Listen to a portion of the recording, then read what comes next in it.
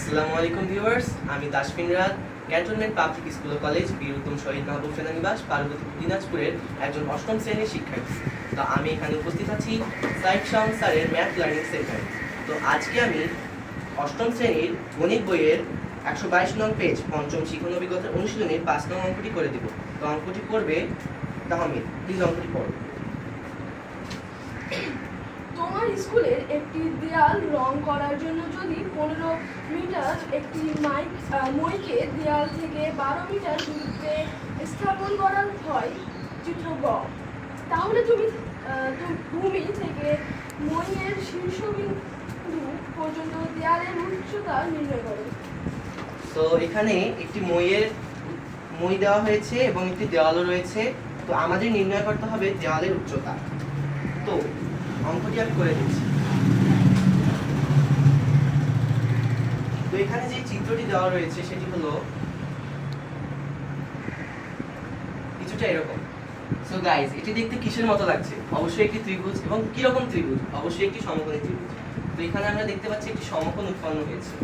তো দেয়াল যেহেতু একদম লম্বা আর মইটি হচ্ছে দেওয়া আছে 15 মিটার, সো অতিভুজ হবে আমাদের 15 মিটার। আর এটি 12 মিটার দূরত্বে স্থাপন করা হয়েছে, তাই আমাদের ভূমি হবে 12 মিটার। আর নির্ণয় করতে হবে আমাদের দেয়ালের উচ্চতা।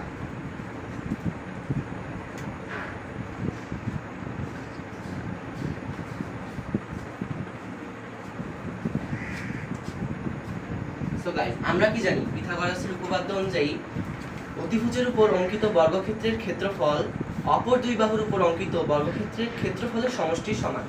তো অন্য ভাষায় অতিভুজ স্কয়ার ইকুয়াল ভূমি স্কয়ার যোগ লম্ব স্কয়ার। তো এখানে আমরা কি কি পাচ্ছি? অতিভুজ রয়েছে, ভূমি রয়েছে, কিন্তু আমাদের উচ্চতা দেওয়া নেই।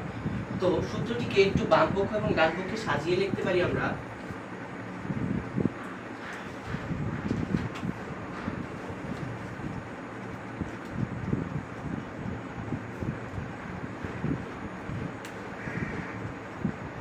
সো এখানে কি হলো? এসি স্কয়ার অর্থাৎ উচ্চতা স্কয়ার ইকুয়াল অতিভুজ স্কয়ার বিয়োগ ভূমি স্কয়ার। তো এখানে উচ্চতা আমরা বের করব। সো আমরা এখানে সমাধান করে ফেলি।